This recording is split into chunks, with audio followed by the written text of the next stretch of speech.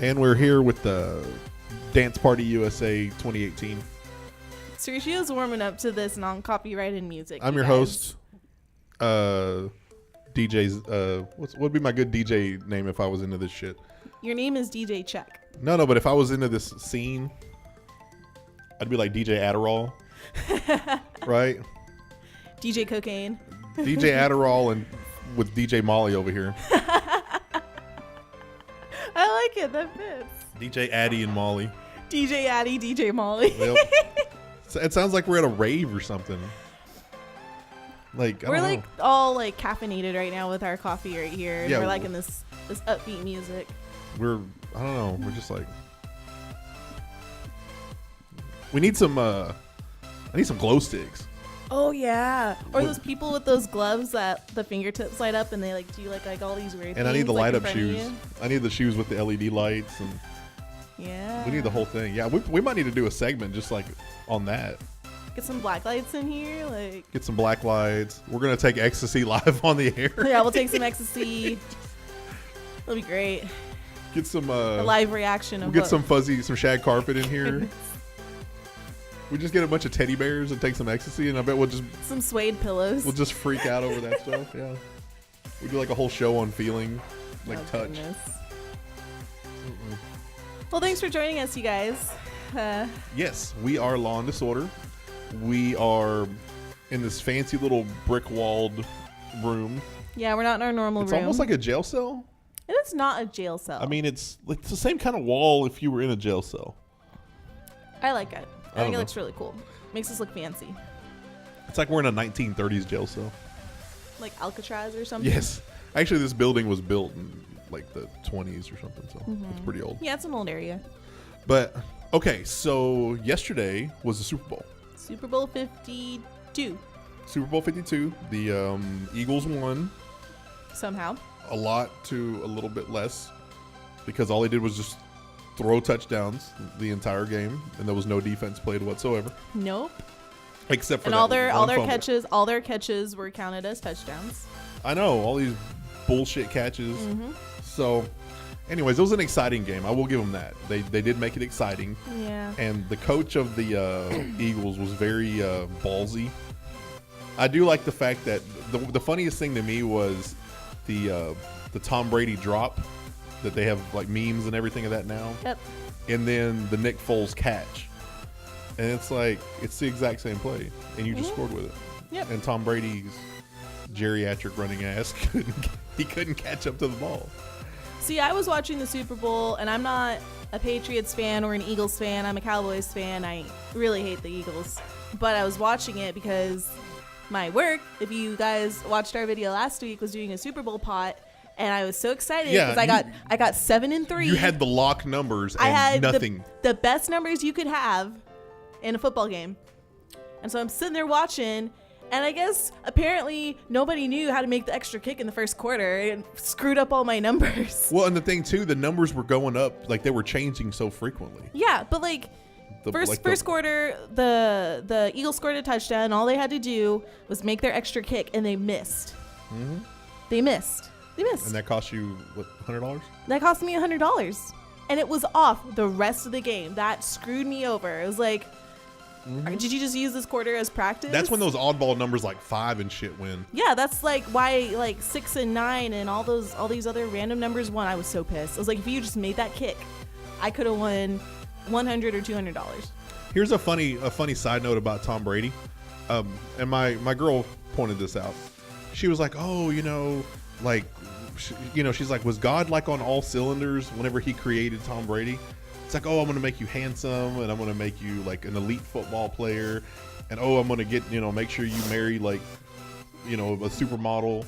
And she's like, and was he just like having an off day with us? I said, yeah. I said, anytime you go to work, you're going to have your good days and your bad days. But on a good day, he made Tom Brady. On a bad day, he made me. I mean, it's just like any other day at the factory. You just get your defects. It just happens.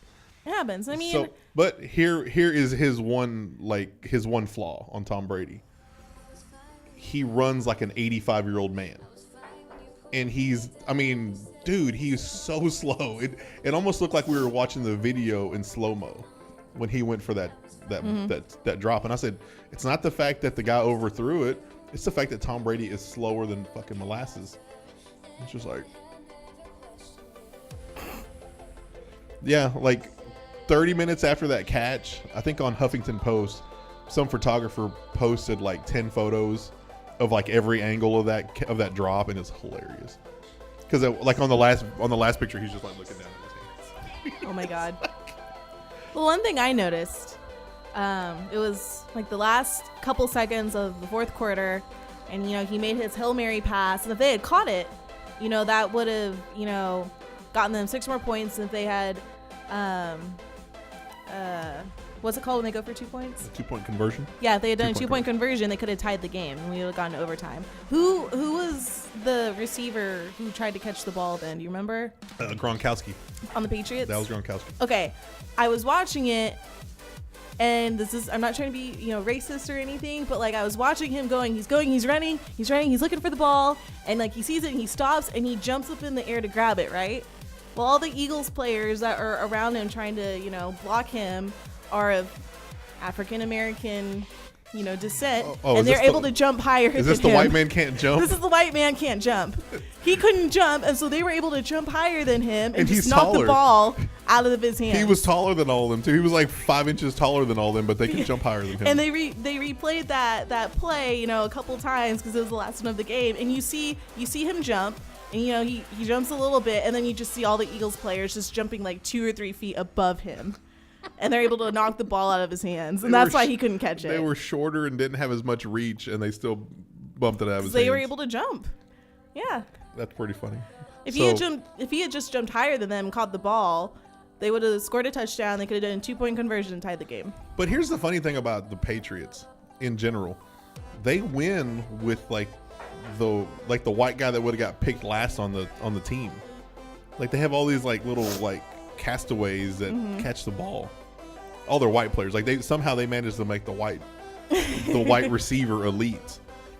Because I mean, white guys are like the third down wide receiver. I mean, like the third option. They're not the first option. No. But in New England, the black guy's like the third option. It's very reverse. Oh man, it's very weird.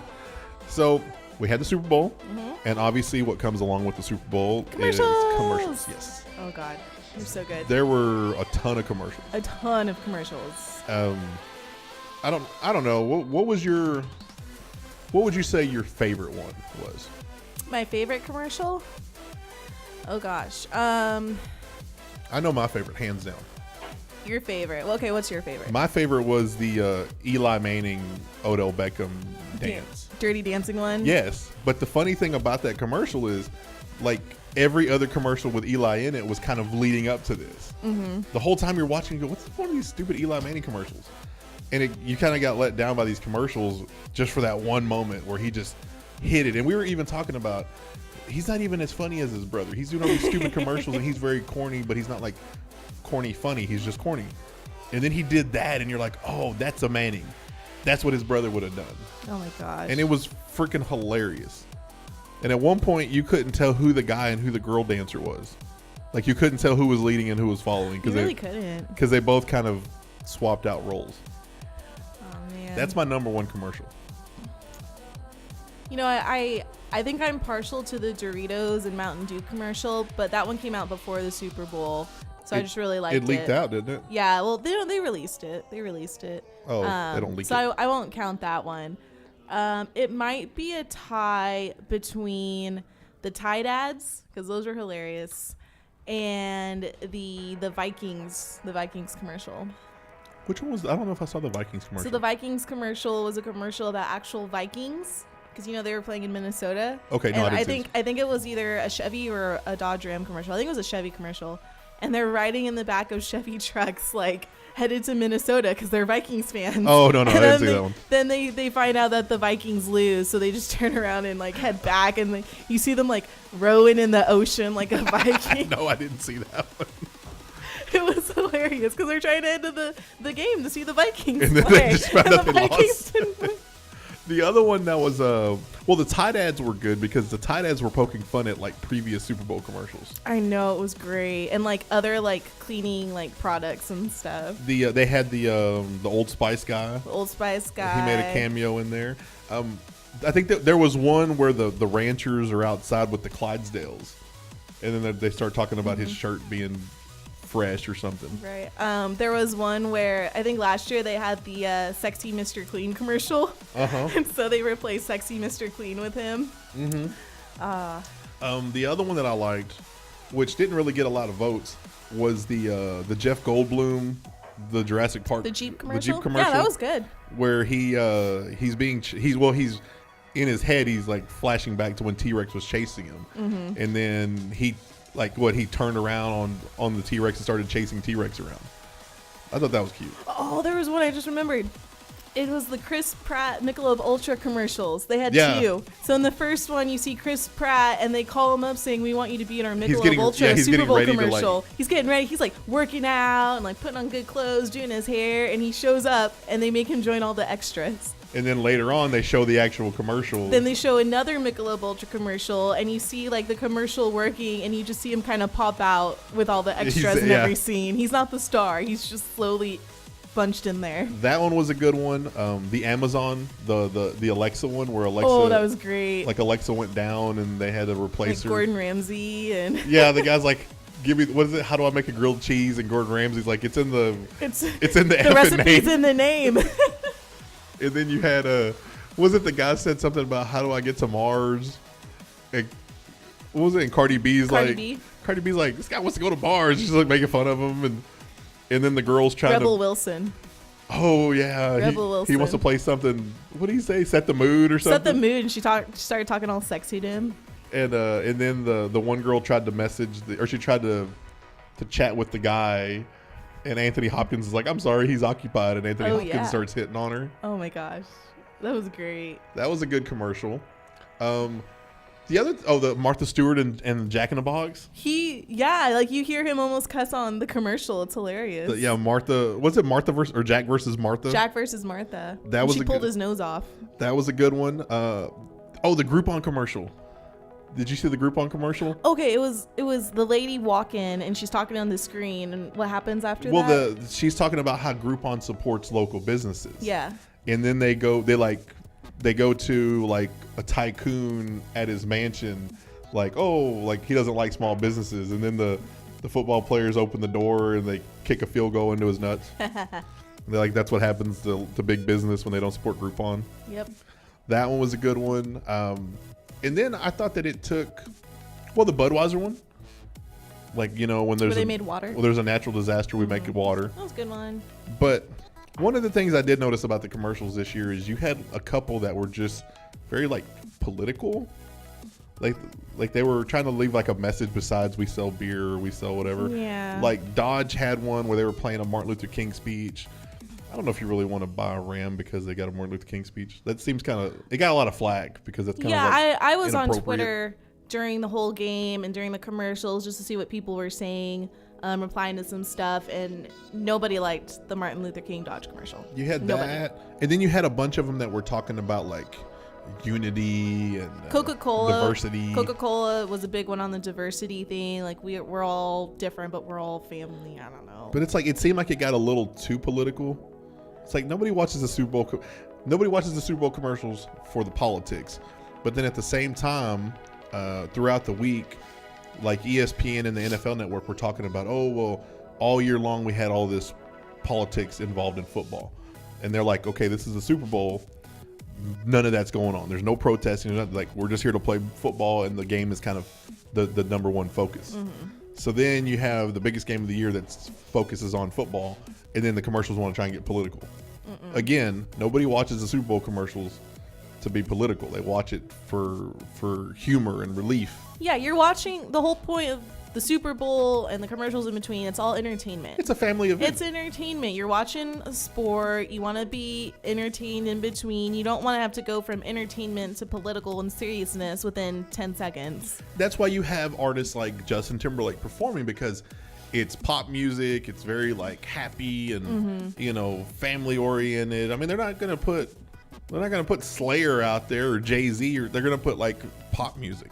Yeah, happy. You know, that's why dance to music. That's why your last performers in the last couple of years have been like Katy Perry and Lady Gaga and Bruno Mars, Beyonce. It's like you have pop music. You know, you're gonna get you a Justin Bieber next year. Speaking of the halftime show, can we talk about Justin Timberlake's performance? Yeah. Oh, yeah. Okay, so I was on Twitter again, like I said, and it seems like the consensus on Twitter was that I would say the majority, and by majority I just mean over 50% of people did not seem to care for it. They didn't think he did a very good job. What'd you think? I thought what he did was good. You know, I don't go into the Super Bowl, halftime show thinking that I'm going to hear this person sing this amazing concert for 10 minutes and, sing it perfectly. Like, you don't. You're in this huge arena. There's screaming fans everywhere. There's no way that you can perform at your best in that kind of environment. Right. So, he did a lot of dancing, which I think he's a phenomenal dancer. Oh, yeah. Did you see it? It was great. Yeah, I mean, he's been doing it for so long. Yeah. I mean, they played on his strengths, and one of his strengths is his dancing. And then, a lot of people were upset because they were like, well, they were just, playing his music in between, and he would just sing occasionally. Well, he's doing so much dancing, he can't sing his whole song. It's going to sound horrible in that stadium with all those screaming fans. In any stadium, it's in any stadium, that's going to sound awful. So they have to play that pre-recorded music backtrack, yeah. So you can actually hear the song and hear what he's singing. Because whatever he's singing live is very echoey, Right. Well, and the other cool thing, he, like you said, he's a phenomenal dancer. Mm-hmm. The concepts of what they were doing were really cool. He had the marching band out there, mm-hmm. and he went up into the stands. Who the hell does that nowadays? That was great. He went into the stands, and the little kid tried to take a selfie, and then the kid fumbled it, and even at the end, Justin Timberlake's like, "Here, let's take another one." That's real. I mean, that's real. He started trending on Twitter immediately. He was known as the #selfie kid. Wasn't he on the Today Show or something? He was on Good Morning America this morning. He released a statement. He was like, I just went for it. He released a statement. Yeah, it was so funny though, because immediately people were making memes where they had a picture of that kid, on his phone looking down, and then beside it they had a screenshot of Google, and it's supposed to be the kid Googling who is Justin Timberlake because he's so young. It's he was like a 10-year-old or 11-year-old. He looked like he was 10 or maybe 12 years old, some young kid. But it was still great. I thought it was hilarious. Well, I mean, okay, the last time that I can remember an artist, a band, playing the Super Bowl, it's been a while. But for a while you had The Who, you had Tom Petty, you had U2. U2 did one, I think, the year or the Super Bowl right after 9/11. Because and you might be too young to remember that. They had a round stage or a heart-shaped stage, but then when they were singing, I think it was where the streets have no name. They had a backdrop come down, and it had names of all the victims. Aww. And it was scrolling down. I was too young. I don't remember. And that was the last band that really did a show, a concert. Then you started getting into all these pop acts. Not to knock the pop acts at all, but it's like you said, it's different because those guys are singing and dancing. And one of my favorite groups ever is Metallica. And a couple of years ago, they were asked about doing the Super Bowl, and they said, "Well, our time has probably passed for that." They go, "The Super Bowl isn't about that anymore, and we don't dance, and we don't have backup dancers and shit. We just sing." You just don't see it anymore. People just don't have that. They don't want to see that anymore. I was really hoping that those background dancers that were dancing with Justin Timberlake would take off their hats and be in sync. Yeah. That just showed up because everyone thought a guest artist was going to join him during the performance. Everybody was hoping for NSYNC, and they were also hoping for Janet Jackson. Anyone like that. I thought maybe Chris Stapleton might show up because they released a new single together. Mm-hmm. I was like, if they sing that song, maybe Chris Stapleton will just show him on stage real quick and they'll sing that together. His collaborator was 100-foot tall dead Prince. That was different. I think it changed the mood a lot because you went from dancey poppy to playing the piano memorial thing, which I didn't like the tarp thing so much, but I did like that shot of Minnesota where they lit the city up purple. Right. That was really cool. I mean, that I was think- legit. I think it had a place for it because in Minnesota, Prince is royalty. Mm-hmm. I mean, musically, that's all they got in Minnesota is Prince. So it was cool. It was It was okay. It was a cool. A lot of people didn't like it. Really? I thought it was. People on Twitter were not. And I get it's easier to go on Twitter and like be negative about something and leave a bad review about something versus a good review. But it just seemed like people just didn't like it. I don't know. It wasn't my favorite part. I think I would have liked it just without Prince up there and if they had just done like the city lights. He still could have sang the Prince song. Right. Just with the lights of the city. That was cool. Well, it was a good show. I mean, All around, yeah, it was good. overall, the Super I was Bowl. happy. The Super Bowl couldn't have gone any better. I mean, it was an entertaining show. The whole thing, it was an entertaining event. It went on too long though. It seemed like the damn Super Bowl wouldn't end. It seemed like it wouldn't end. I don't know. I was just. Well, think about it. You have to watch 8 hours of freaking like pregame stuff, and then you watch the Super Bowl, and then you have to watch another 30 minutes of like interviews after, and watch them accept the trophy. And Oh, did you see Kevin Hart try to get up? I did not, but I heard about. He tried to that. get up there on stage, and I think he cussed on camera or something. And Dude, like no, it's not your moment. It is their moment. Stop trying to take their moment. It's not about you right now. Oh, speaking of the Philadelphia Eagles, the owner had Bradley Cooper in his box. They kept showing him on TV. Okay, here's my thing, and I've said this before. Your greatest personality in Philadelphia, especially mythical sports figure, is Rocky Balboa. Where the hell was Sylvester Stallone? You couldn't put him in the box?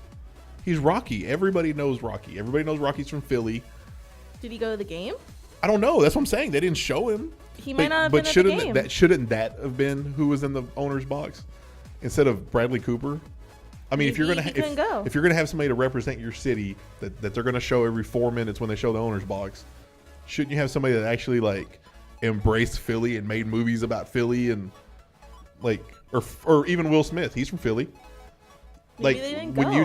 you think of people from Philadelphia, like people that shout out Philly and they have Philly in their movies and all that, Will Smith and Sylvester Stallone. Not Bradley Cooper. I just thought it was kind of funny that that's your biggest celebrity was Bradley Cooper. That's why you suck, Philly. You're lucky you still have a city. Oh shit. After all the looting and the manure eating and Convenience store trashing and the canopy breaking and car flipping and Fireworks. car riding and fireworks and that's setting. before there's even a parade. They still have to have a parade. You almost have to call in the National Guard for the parade. They had police out there. Sergio, man, if that were me and I was at home being a normal person and not, destroying the town, I'd be so pissed that my tax dollars were having to pay for that. Ugh. I know. It was awesome.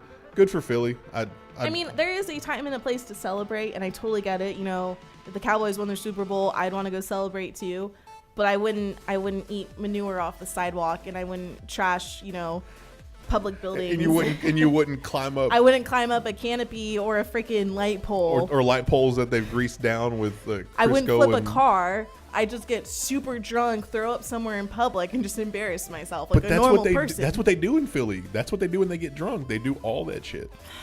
Goodness. All that and then some. What's in their alcohol? Is the alcohol content higher up there? I think it's because they drink crappier beer. Maybe. I think they drink Mickey's and all that northern shit. Northeast stuff nobody likes. So, is that Super Bowl talk? Super Bowl talk. We're done. We've talked about it 3 times. There's nothing now. Pitchers and catchers report this month. Baseball season starts. Still hockey season. Hockey season, basketball season. The Olympics start on Thursday. So, yeah, football's done for the next... And the draft's in 3 months, so you still have a little bit of time. So, football's dead now. For now. We're done with football for now. But, we're not dead, and we'll be back later this week. Yes. So now, we're out. Law and Disorder. Bye, guys.